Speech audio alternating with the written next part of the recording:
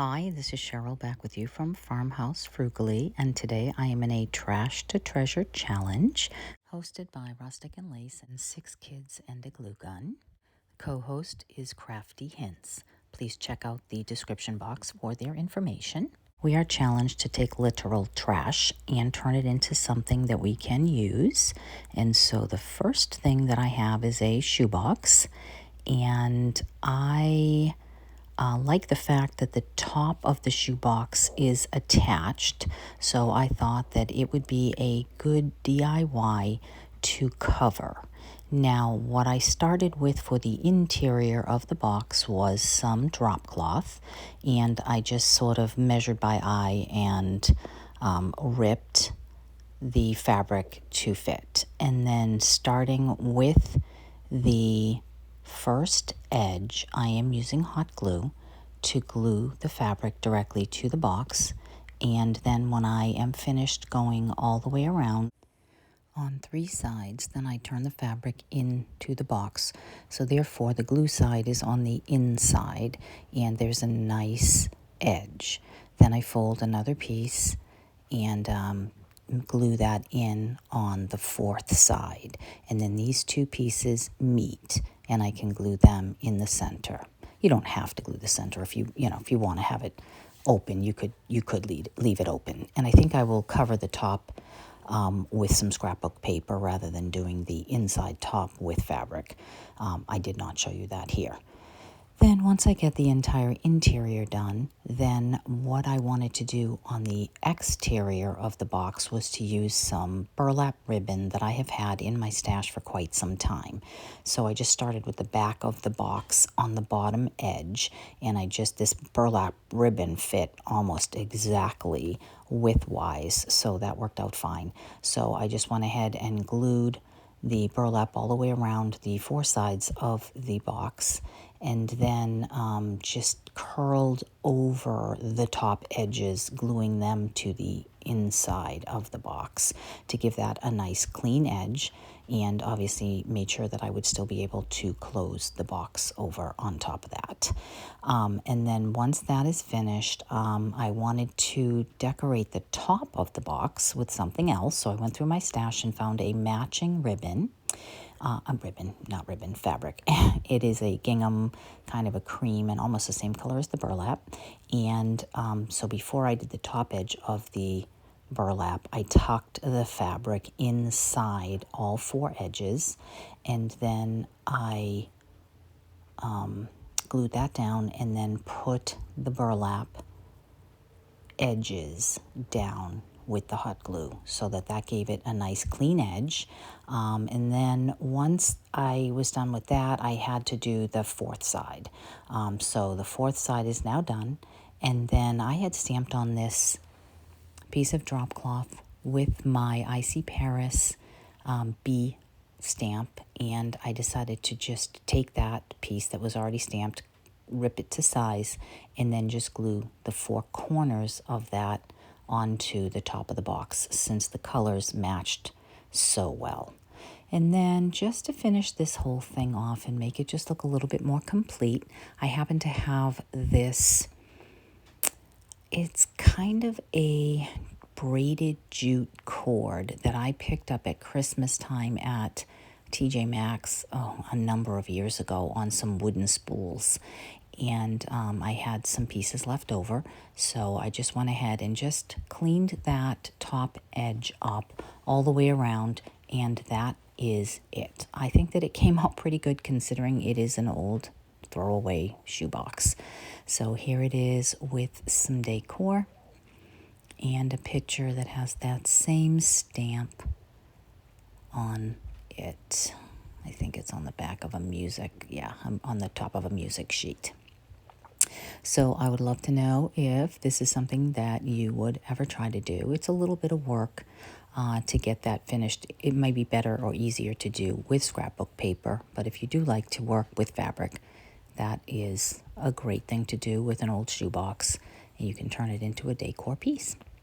Now the second piece of garbage that I have is this bottle. I got it at the dump, and I thought I might use the bottle, but the fairy lights did not work in it, and turns out that the bottle had a big crack in it. So between those two things being broken, I threw the glass bottle away, and I decided that I would just use this net metal top. I'm not really sure what that was intended for, but I went through my stash and I happened to have one of these Dollar Tree wood rounds, so I had already started using it for a different project.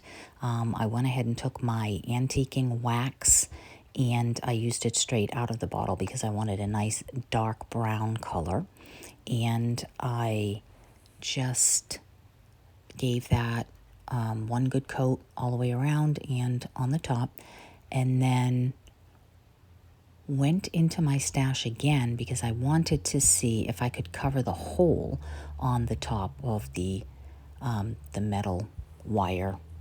I'm going to call it a cloche because at this point I'm going to use it like a cloche.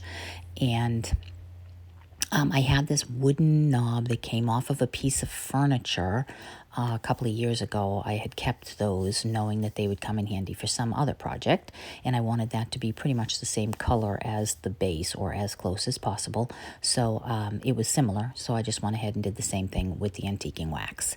And then I just took some hot glue and adhered the top of the wire cloche to the wooden furniture knob to make that exactly what I was hoping that it would look like. And so those together are really cute. But before I finished, I decided I wanted to take another piece of trash, which is a tag off of a top that I bought recently. I wanted to make a hang tag out of this, so I just cut off the black string, cut the tag in half, and then cut it in the shape of a hang tag, getting it to be the size that I wanted it to be. And then once I was finished with that, I went through my stash to see what I might have that I could use to decoupage on top. And I had printed from the Graphics Fairy, I believe, some ephemera, some labels, some other things that I thought would make a nice background. So I just tore the edges of that until it got to be the right shape, and then I decoupaged that right onto the what is now the hang tag. And then I took my antiquing wax and some little transfers. I picked up these transfers on Amazon, I believe, and they kind of had a bird decor kind of feel to them. And once I got those completely adhered to this hang tag and had antique waxed around the edges, I put back the black string that I had taken out of the hang tag, and then just hung the whole thing back on the wooden knob, and then went through my stash to see what I would have that would be tall and thin that I could display inside this cloche. And I think that this is probably my absolute favorite thing that I have made in a while. I think that it came out really, really sweet. It looks exactly like I was hoping that it would look. It goes so well with the other items that I have here. So I'm really, really happy with this, and glad somebody threw it away, quite frankly. But let me know what you think about it. And then that takes me on to a broken piece of an Amish wagon we had in our garden for years. It fell apart, and we took the spindles I used in something coming up, and then the rest of it was going to the burn pile. So I went back out to the burn pile and said, you know what, I might be able to use the top of this if I take a little saw and saw off those rough broken edges. Got those off. I took my orbital sander and just sanded smooth everything that I had cut, just so that nobody would get hurt on that. It had been in the rain for a while, so it was nice and clean. I just had to make sure it was good and dry. And then I was trying to find some birds, which I found on Pinterest. Kim at Creative DIY Purpose is another YouTuber, and if you want to follow that channel, that's a great channel. But she also has a Pinterest page under the same name, and she has some free printables. So I printed this in 2 parts on some rice paper, and had to kind of piece that together in the center of the board. And I just used Mod Podge, and this wood was so dry that it really soaked up the Mod Podge. But once I got that where I wanted it, I just decoupaged that down and then made sure that I could match those 2 seams to the best of my ability. And then once I had the thing done, then I went back and I printed the quote that I had, or something like the quote that I had read on Instagram that I had rolling around in my head. So once I had that done on rice paper, I was able to, I had to cut it in 2 pieces because I knew that since the birds weren't long enough to fill the whole board, I wanted to have part of the saying on the left and part of the saying on the right.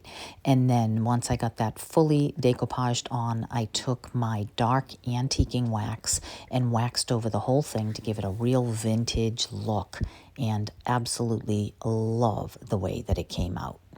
I'm trying to find a place in my house I might actually be able to keep this one for myself. So let me know what you think about this. If you want to fly, give up what weighs you down. And this is such a good reminder. So let me know what you think about today's Trash to Treasures. Make sure that you go into my description box and check out the playlist for all the other crafters that have joined this challenge. And thank you for stopping by. I will see you in the next one. Take care.